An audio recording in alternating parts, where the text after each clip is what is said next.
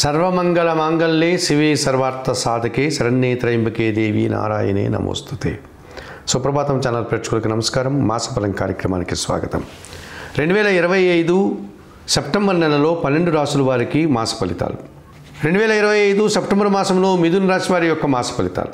ఈ మిథున రాశి వారికి తృతీయాధిపతినటువంటి సూర్య భగవానుడు సెప్టెంబర్ 16 వరకు సింహరాశిలో తృతీయంలో సంచరించడం వల్ల అధికారుల అండదండలతో అభివృద్ధి, తండ్రి సహకారము, ప్రభుత్వం నుంచి సహాయాన్ని అందుకుంటారు.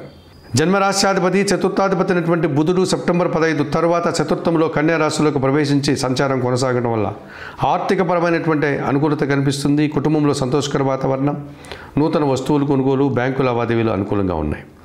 సప్తమ దశమాధిపతి అయినటువంటి గురువు ఈ నెలంతా జన్మరాశిలో మిథున రాశిలో సంచరిస్తున్నాడు. జన సంబంధాలు పెరుగుతాయి. వృత్తి ఉద్యోగ వ్యాపారంలో రాణిస్తారు. విద్యా సంబంధ విషయాల్లో సత్ఫలితాలు అందుకుంటారు. పంచమ వ్యయాధిపతి అయినటువంటి శుక్రుడు ఈ నెలంతా కూడా ద్వితీయ తృతీయ భావాల్లో అనగా కర్కాటక సింహరాశుల్లో సంచరించడం వల్ల స్త్రీజన సహకారంతో సంతోషకరంగా కాలం గడుపుతారు. సంతానం విషయంలో శుభవార్తలు వింటారు. ఆత్మీయుల కలయిక ఆనందం కలుగజేస్తుంది. వృత్తి ఉద్యోగ వ్యాపారాల్లో బాగా రాణిస్తారు. తృతీయ భావంలో సింహరాశిలో కేతువు సంచరిస్తున్నాడు. జన సహకారము, నిరాడంబరత, వృత్తి ఉద్యోగ వ్యాపార వ్యవసాయ రంగాల్లో అభివృద్ధిని సాధిస్తారు. 2025 సెప్టెంబర్ మాసంలో రవి, బుధుడు, గురువు, శుక్రుడు, కేతువు 5 గ్రహాలు అనుకూలంగా మిథున రాశి వరకు ఉన్నాయి.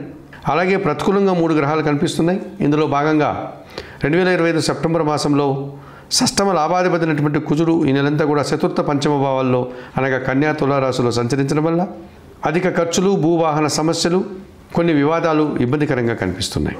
అష్టమ భాగ్యాధిపతి అయినటువంటి శని దశమ భావంలో మీనరాశిలో సంచరిస్తున్నాడు. పని భారము, శ్రమ అధికమవుతుంది. అనారోగ్య సమస్యలకు సూచన కనిపిస్తుంది. భాగ్యంలో కుంభరాశిలో రాహువు సంచరించడం వల్ల దుబారా ఖర్చులు, దుబారా ఆలోచనలు, తండ్రి గారి ఆరోగ్యం విషయంలో ప్రతికూలత, విదేశీ వ్యవహారాలు కూడా ప్రతికూలంగా ఉన్నాయి. మరి 2025 సెప్టెంబర్ మాసంలో మిథున రాశి వారు భాగ్య రాహుదోషం నుంచి బయటపడడానికి కనకదుర్గాదేవిని దర్శించండి. శ్రీదేవి ఖడ్గమల స్తోత్రం చదువుకోండి. దశమ శని దోషం నుంచి బయటపడడానికి ఈశ్వరునికి శనివారం రోజు అభిషేకము, బిల్వాష్టకము చదువుకోండి.